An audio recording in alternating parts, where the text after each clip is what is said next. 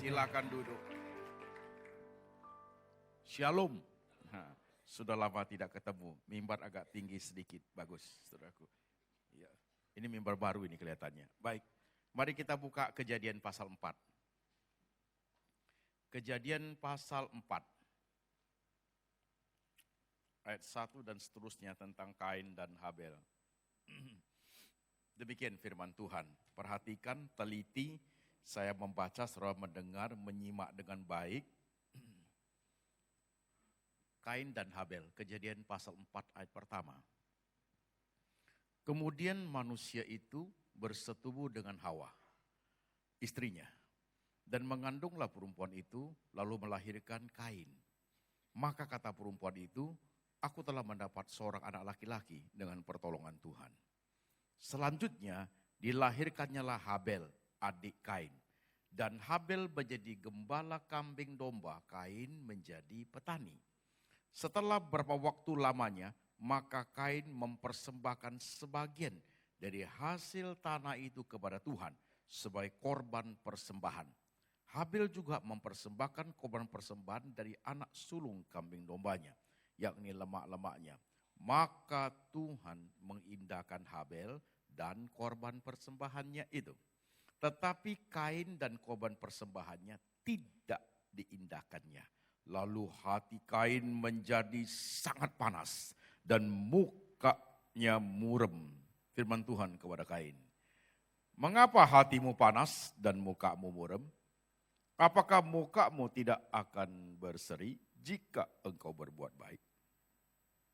Tetapi jika engkau tidak berbuat baik, dosa sudah mengintip di depan pintu.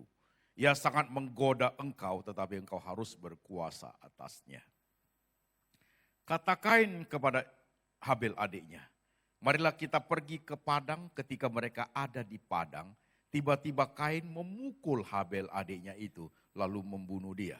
Firman Tuhan kepada Kain, di mana Habel adikmu itu? Jawabnya, aku tidak tahu. Apakah aku penjaga adikku? Firman-Nya, apakah yang telah kau perbuat ini? Darah adikmu itu berteriak kepadaku dari tanah. Maka sekarang terkutuklah engkau. Terbuang jauh dari tanah yang menganggakan mulutnya untuk menerima darah adikmu itu dari tanganmu. Apabila engkau mengusahakan tanah itu, maka tanah itu tidak akan memberikan hasil sepenuhnya lagi kepadamu. Engkau menjadi seorang pelarian dan pengembara di muka bumi. Kata Kain kepada Tuhan, hukumanku itu lebih besar daripada yang dapat kutanggung. Engkau menghalau aku sekarang dari tanah ini, dan aku akan tersembunyi dari hadapanmu.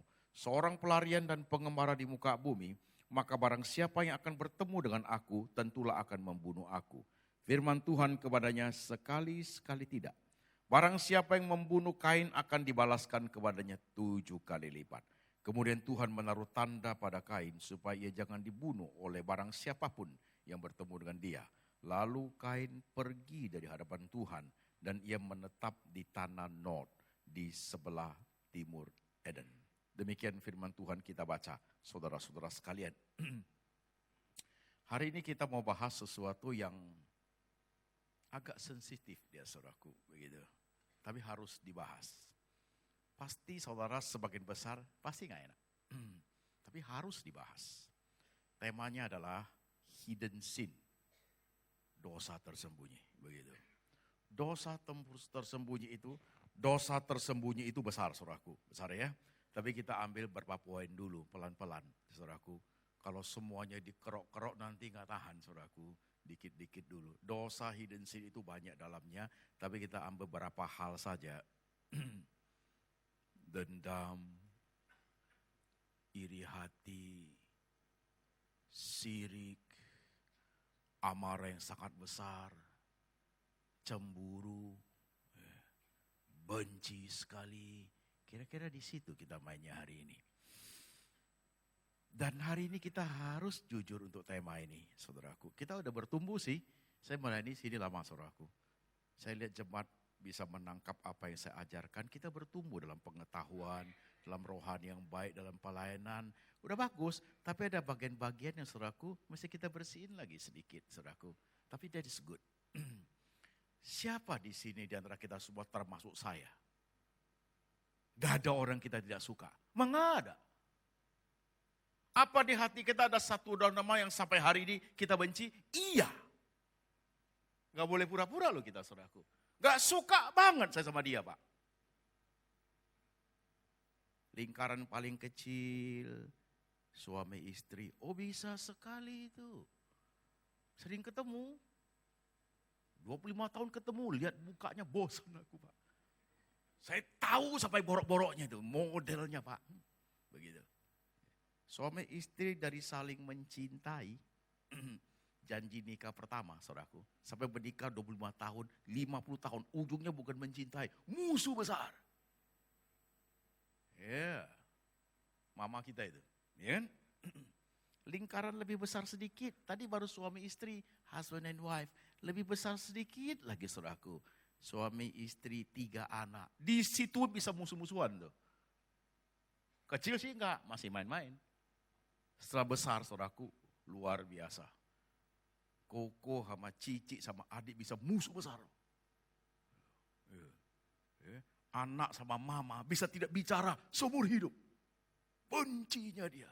Oh, itu hidup jangan bilang tidak, saudaraku. Ya. Saya khotbah begini di Surabaya, satu debat cerita.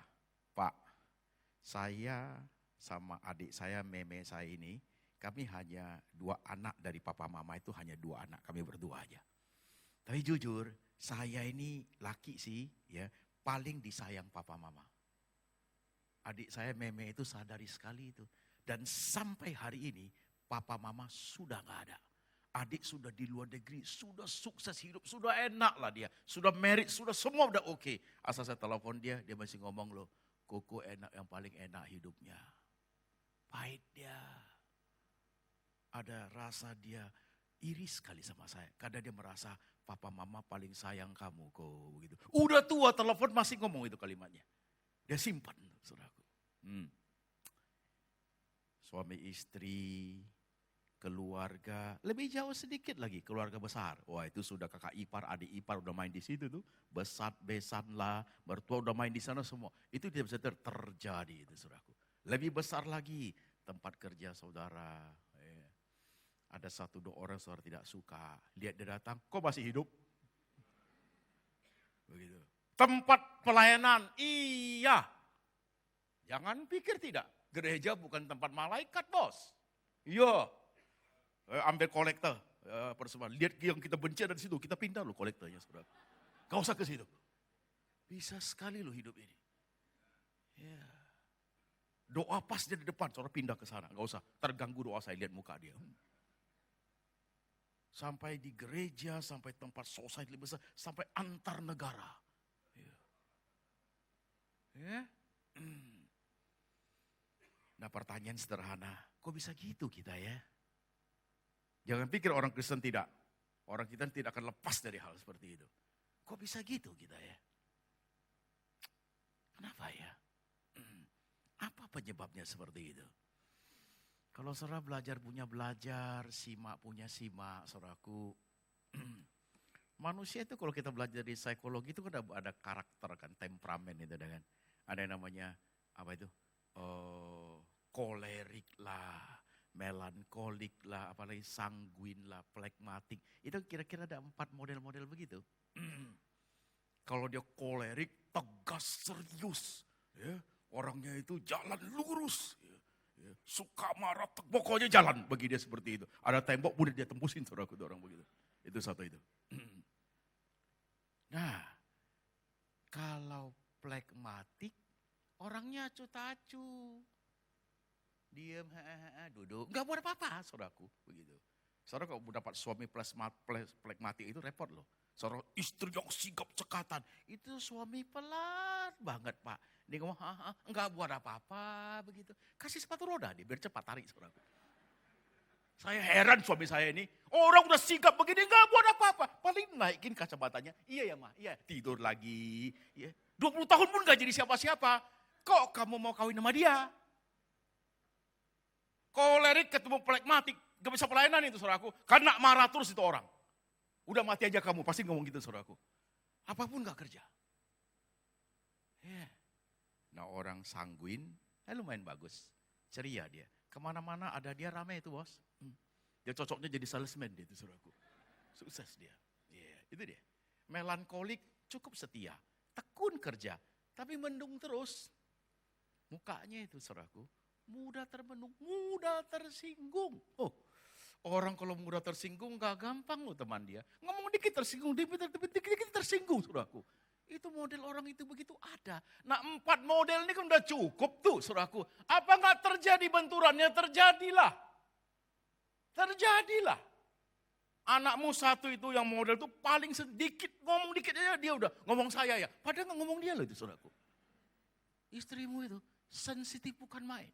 Saudara ngomong mesti pilih-pilih kalimat, pilih dulu nih. Sebelum ngomong dia pilih dulu. Nanti dia tersinggung lagi, 3 hari gak ngomong nih. Bisa hidup dengan Rasul. Ya itulah hidup. Maka terjadi gesekan. Terjadi benci di situ. Apalagi kebencian itu banyak hal yang terjadi oleh banyak unsur. Jadilah dia.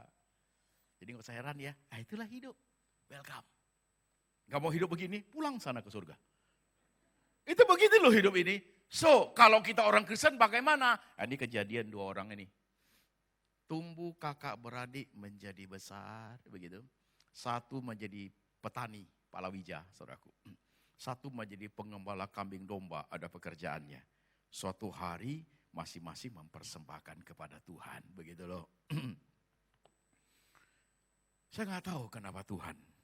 Satu diindahkan, satu tidak. Tapi ujung-ujungnya ketahuan juga sama kita, saudaraku, begitu. Maka Tuhan mengindahkan persembahan Habel. Tuhan tidak mengindahkan persembahan Kain, begitu loh.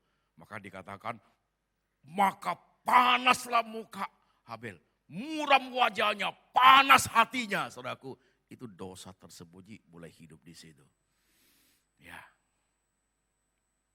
Coba saya berhenti sebentar. Saudara lihat diri saudara masing-masing. Gak usah kasih tahu teman namanya, gak usah. Coba yuk lihat, hitung. 1, 2, 3. Yang itu tuh Pak, sampai mati saya tidak akan ampuni dia. Pak, tema gini jangan dibahas deh. Gitu. Yang lain-lain saya mau terbuka, yang ini jangan, aku mau bawa mati. Itu dia. Serta bahayanya apa? Hidden sin itu, dosa tersembunyi itu kalau dipelihara dari sakit hati, benci, luka tergores, luka sampai infeksi, luka sampai bernanah, saudaraku. Ya, terlampau lama dipelihara seperti itu, ujung-ujungnya pembunuhan kriminal.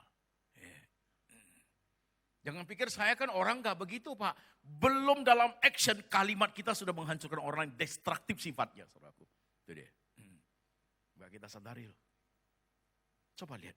Dari ayat ini kita munculkan ke seluruh apa yang dihidupi oleh manusia di seluruh dunia ini. Tokoh-tokoh besar dalam bidang apapun.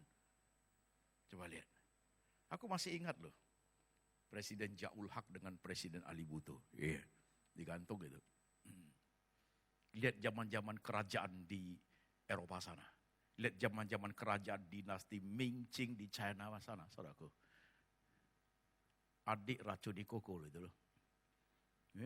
Anak racuni papa, raja itu saudaraku. Ditarik 4 ekor kuda badannya. Kakinya diikat 2, tangannya diikat, ditarik kuda, pergi ke arah yang berbeda. Putus semua itu kaki tangan, saudaraku. Lidahnya dipotong. Itu adik dipotong supaya dia tidak bisa lagi berkuasa. Tidak lagi bisa bicara. Ya, saudaraku, tanpa kita sadari, ya, ujungnya bisa ditindakan seperti itu. Kain, dia bunuh loh adiknya itu. Ya. Kita mungkin belum sampai di situ, belum. Tapi tindakan kita sudah berarah ke sana. Saya nggak peduli dia lah Pak. Dia mau hidup, dia mau mati, bukan urusan saya. Itu muncul sudah kalimat itu. Saya nggak mau tahu orang seperti itu. Sekalipun itu orang yang paling dekat dengan kita. Kebencian itu sudah luar biasa. Sudah membara di sini. Bahayanya hidup, saudaraku. Ya. Pelan-pelan nyimak hal ini. Dan masing-masing peristiwa yang terjadi itu sifatnya pasti masing-masing kasusnya. Beratnya pun masing-masing gitu saudaraku. Saudara kan menjelaskan 1001 macam alasan. Ya. Bukan salah saya loh Pak, begitu. Saya tidak bertanya siapa yang salah, tapi yang saya tanya adalah hidden sin itu sudah hidup dalam hati kita, saudaraku, begitu. Even itu kita salah atau dia yang salah. Luka ini sudah bernanah di dalam. Susahnya dia sembuh. Susah sekali. Bencinya kita dengan koko itu, luar biasa. Jangan pikir ya, pendeta nggak bisa ya, bisa sekali. Apa bedanya Daud dengan Saul? Ya kan? Gara-gara orang nyanyi loh itu, Laskar itu. Daud bunuhnya, Saul membunuh berribu-ribu. Daud membunuh berlaksa-laksa. Irilah dia, saya bunuh kamu. Ya, muncul saudaraku. Bisa begitu loh hidup ini. Saya bunuh kamu. Lihat itu orang Farisi ahli Taurat itu. Begitu bencinya sama Tuhan Yesus. Waktu dikatakan bebaskan dia atau salibkan dia, matanya, ekspresinya. Itu ekspresi dari kebencian yang sudah tertanam begitu lama. Jikalau kami salah, anak cucu kami akan menanggung darah kami. Berani sekali ngomongnya. Kalau sudah hidden itu keluar, apapun tidak ditakuti.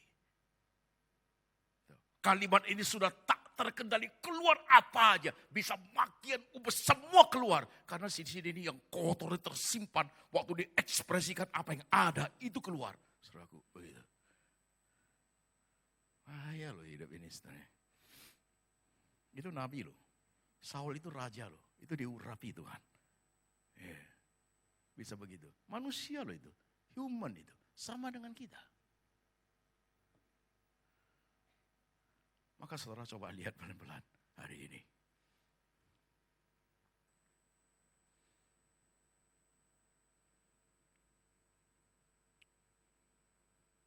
Tapi peristiwa hidden sin dalam diri kita itu tidak dibiarkan Tuhan begitu aja. Ada step-stepnya ketika sudah terjadi demikian. Masih ada anugerah Tuhan, saudaraku.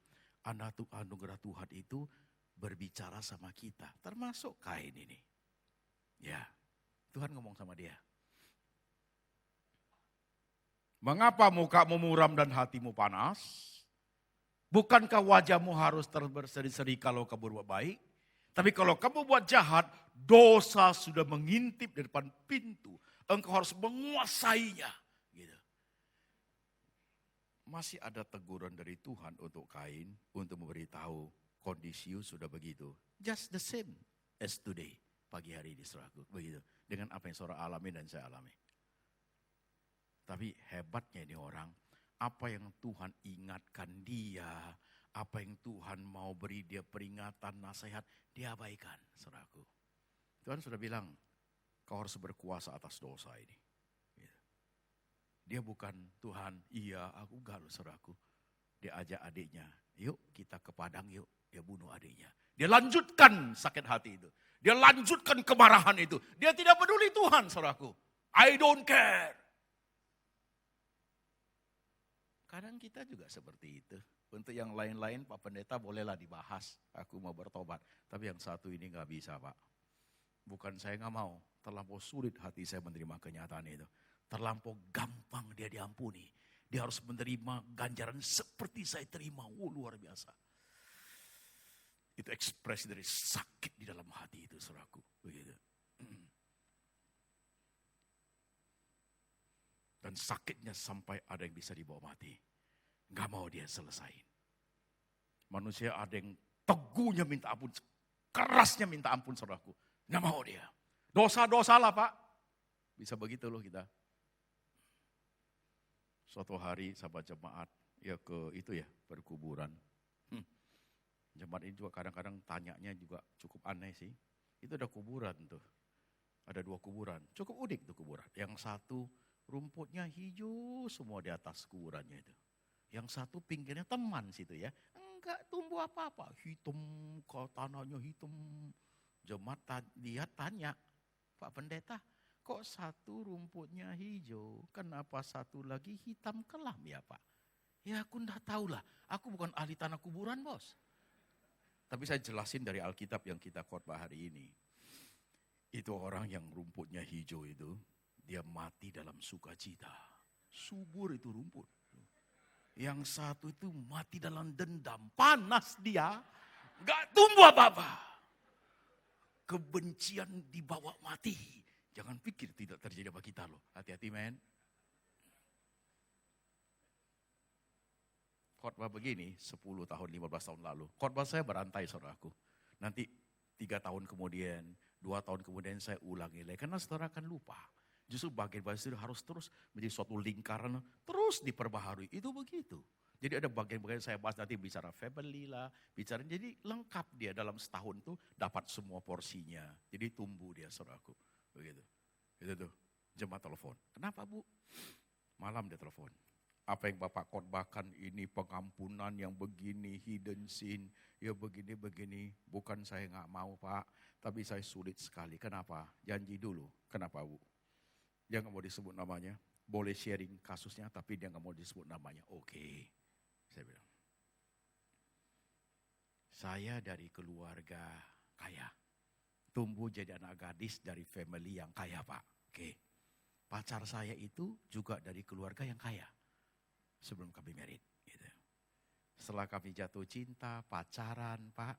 Kemudian kami menikah, ya dapat warisan. Dari papaku, dia juga dari papa, dia dapat warisan, kita beli rumah, ada deposito, begitu ya. Nah, hidup kita pelan-pelan, sudah hidup sendiri gitu. Tapi suami kurang pintar dagang, plekmatik yang tadi itu saudaraku nanain kacamata, plekmatik tadi itu. Dicekik aja saudara itu saudaraku. Ingat ya, kamu wanita yang agresif, kalau hidup mau lebih enak, jangan yang gituan. Tapi kalau you jatuh cinta, kita gak bisa buat apa-apa saudaraku. Saudara cinta dia kan, ya terimalah dia saudaraku. Seperti itu modelnya. Okay. Kurang pintar dagang Pak. Jadi lama-lama kan deposito uang itu menyusut. Sampai kami udah sebaya, suamiku ini suka wanita lain. Hebat dia flekmatik juga bisa suka orang lain saudaraku. Gitu. Jadi ribut besar kita. Dia usir saya Pak. Saya mau keluar. Ini kan rumah papaku juga beli ibunya. Ribut besar sampai anak-anak kami udah besar. Anak-anak kami udah married. Wanita yang dia suka pun sakit kemudian meninggal. Sekarang tinggal kami dua tua-tua Pak. Dia stroke sekarang. Jadi Bu, saya bawa ke dokter. Ya, sampai rumah makan pun enggak bisa, jatuh Pak. Saya kasih makan, mandiin, saya mandiin. Makan obat sering jatuh, enggak bisa dia masukin, saya masukin. Setiap kali saya kasih makan obat, asal jatuh-jatuh begitu Pak. Saya maki-maki dia. Wah Bu, mau maki sampai kapan Bu? Sampai dia mati. Dia luka. Kenapa sakitnya harus saya yang tanggung, saya yang urus? Kenapa tidak suruh wanita itu? Suruh dia bangkit kembali. Kenapa harus saya yang tanggung? Udah mandiin dia, saya mandi lagi. Saya mandi 2 kali Pak. Gitu. Benci banget aku lihat mukanya.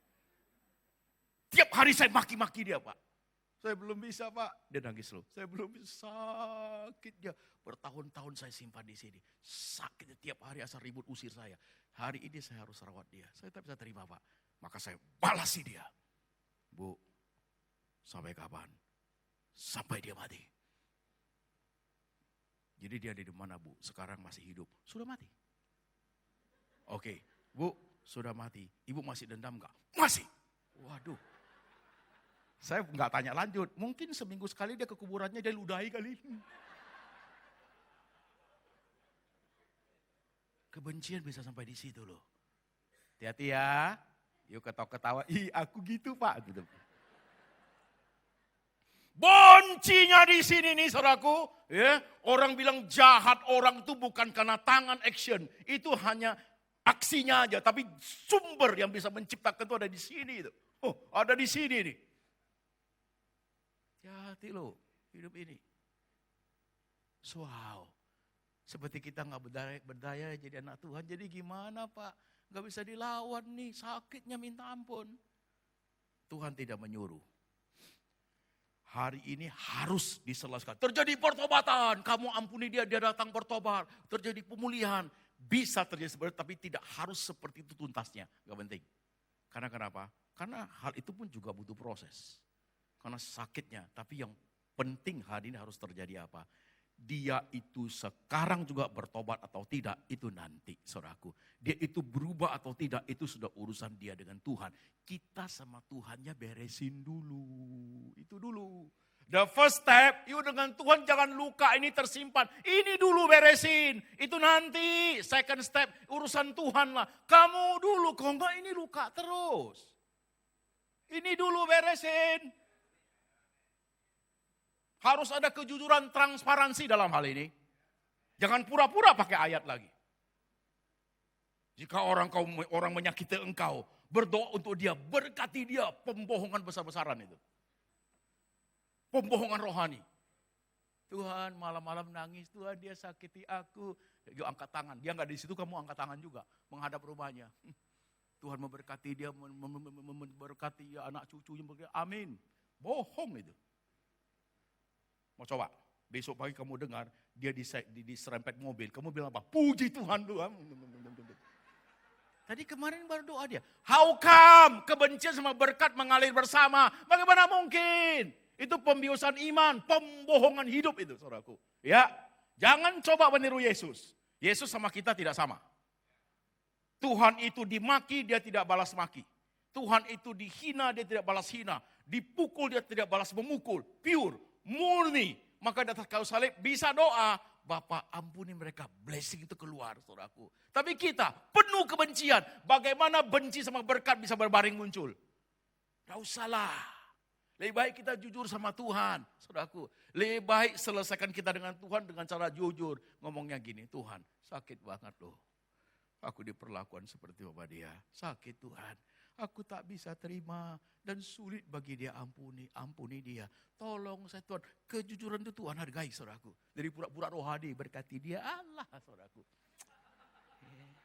Gak usah lah, gak usah dibohongi lah saudaraku. Nanti diketok Tuhan loh saudaraku.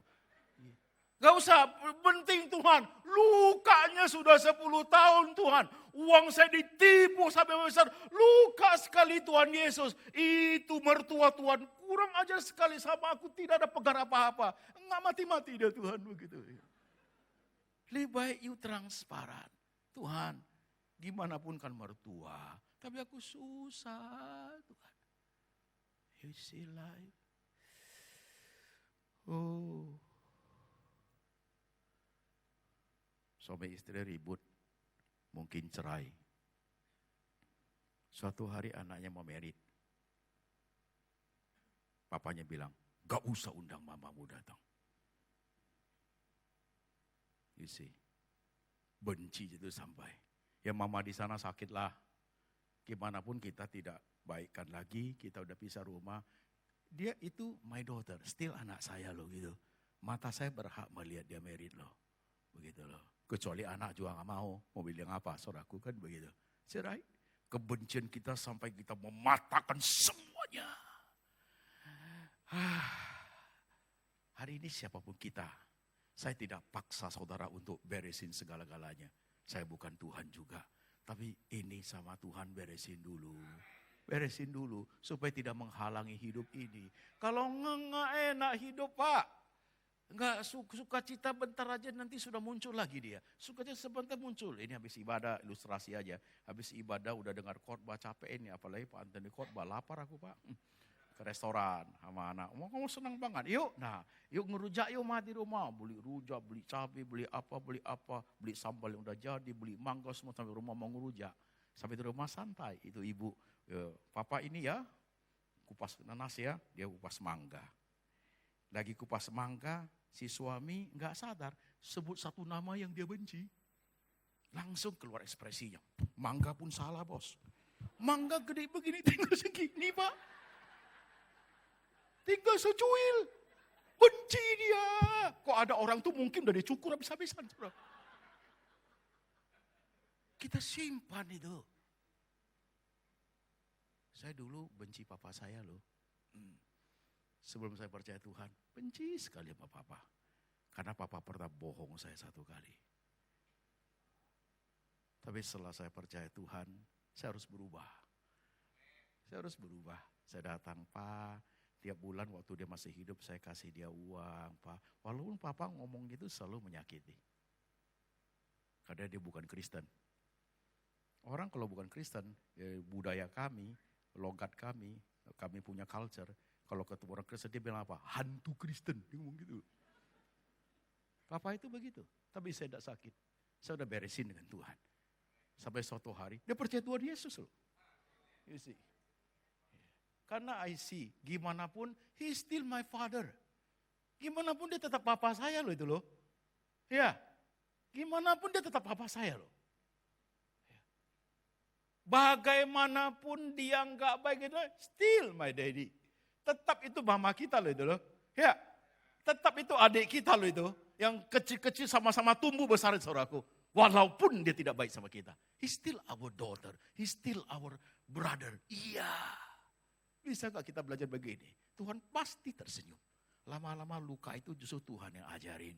Pelan-pelan lepas lo dia. Kain tidak. Kain tidak. Saya bunuh kamu. Kalau Tuhan tidak berkenan kepada persembahanmu, tanyalah Tuhan. Kalau mau marah, marahlah Tuhan. Kalau mau bunuh, bunuhlah Tuhan. Kenapa kamu bunuh adikmu? Kan kamu sirik sekali. You dendam, you iri kan. Tanpa kita sadari itu, iri hati itu bahayanya minta ampun. Jangan iri ya. Different people, different blessing. Setiap orang anugerahnya gak sama. Iri hati bisa ada di mana aja saudaraku. Di gereja, di rumah, di pelayan, di mana-mana aja.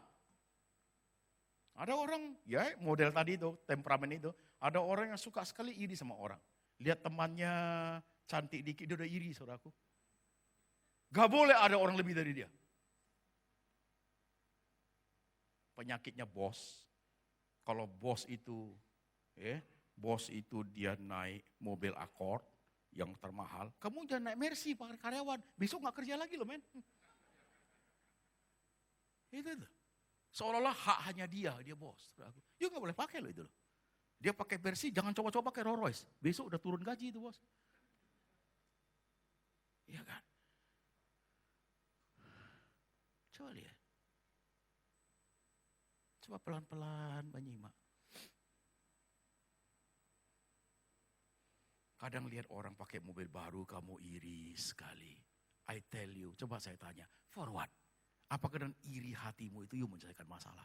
Nanti ini keluar kalimat pembunuhan itu, walaupun tidak bunuh orangnya. Selalu kalimatnya memojokkan orang. Ngapain seperti itu? Lebih baik lihat itu memang anugerah Tuhan buat dia selesai. Kalau kita iri ngomongnya apa? Itu cicil itu, angsur itu, belum udah macet tuh cicilan tuh. Apa urusannya dengan kita? Selalu kita begitu. Udah susah masih cicil, itu urusan dia. Yang udah iri, yang melankolik, saudaraku, udah lihat mobil, udah iri, sedih lagi dia. Ya orang punya mobil baru kamu sedih. Besok udah taruh helikopter di rumahmu biar kamu siri seumur hidup. Nganga juga, different people, different blessing. Koko lebih kaya, urusan dia lah itu.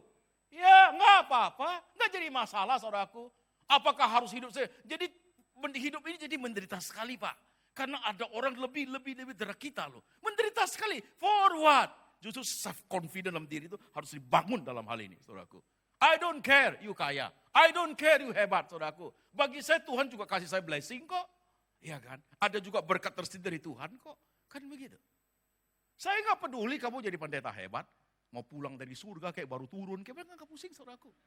Yang penting saya khotbahnya tanganku begini-begini, lu bisa nggak? Itu aja selesai. Selesai kok. Saya orangnya lurus-lurus saja bos. Ketemu kamu, gitu lurus-lurus saja. Saya di mall, di supermarket, di Starbucks juga minum matanya lurus saja. Kadang-kadang gak lihat orang, capek aku, salam-salaman. Ada lucu loh dari Ken dari sini, bukan dari sini, dari Alsut. Saya lihat Pak Antoni di Starbucks. Saya gak panggil, jadi saya duduk di belakang, saya lihat semua. Tukang pantau rupanya itu saudaraku. Mata Pak Antoni lurus saja. Gak lihat siapa-siapa begitu. Sorry memang saya begitu, capek saya gitu. Saya lihat Bapak lurus saja minum baca gitu. Gak lihat kiri kanan gitu. Ya begitulah. Ya. Karena bagi saya ada tempat duduk untuk saya rest begitu. Mikir lagi gitu. Bukan saya cari siapa ketemu. Dari mana aja lu? Capek saya bos. Saya nggak begitu orangnya. Yuk nggak tegur saya bukan nggak tahu loh, bukan sombong nggak, karena saya nggak lihat. Saya duduk aja. Baru dibilang dari belakang saya tegur Bapak. Oh iya Bapak itu ya. Iya, dari mana? Alam sutra, alam sutra, salamanlah saudaraku. Gitu. That's life. Lurus-lurus saja hidupnya. Ya begitu aja. Saudara suka, thank you. Enggak suka juga gak apa-apa. Saudara gak suka, saya bukannya gak hidup, hidup juga bos. Hidup juga straightforward. Yang penting you takut sama Tuhan. Ya, no problem at all, saudaraku, begitu. Dan Tuhan akan menjadi pembela yang hebat dalam hidup. Saya gak tahu loh hatimu, sorry ya hari ini khotbahnya ya. Coba kamu lacak masing-masing. You know that point, you know that. Kamu tahu itu, hari ini saya sentil, sorry, sakit sih. Tapi you harus selesaikan itu. Buang cara hidup yang lama itu, selesaikan. Mari kita tunduk kepala sebentar.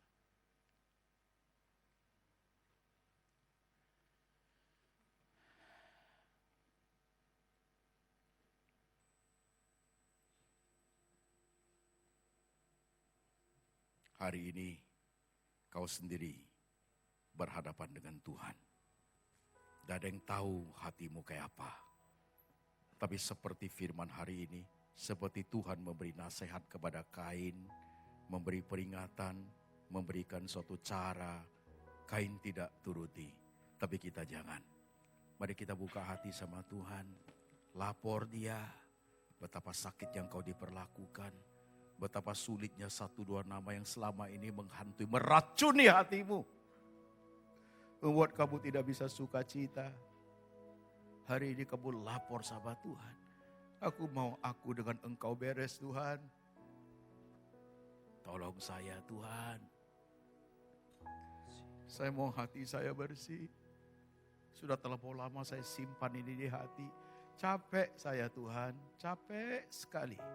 Air mata, sakit hati, kebencian, bahkan keluar kalimat-kalimat yang gak baik. Saya gak mau Tuhan. Help me Lord.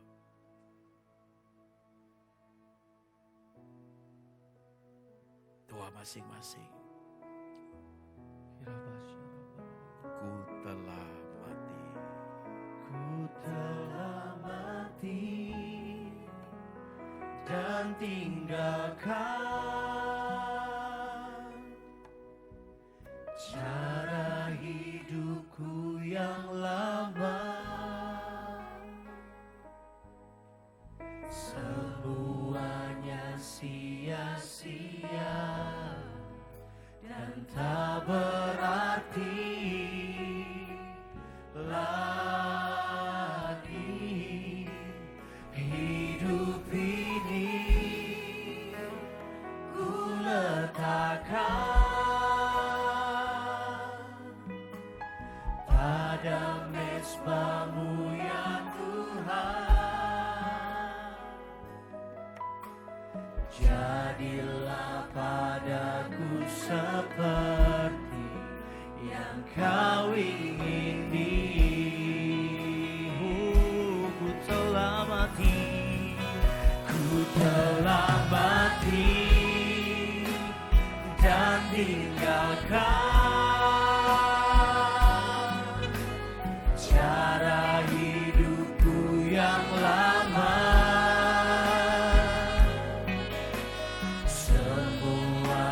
Sia-sia dan tak berarti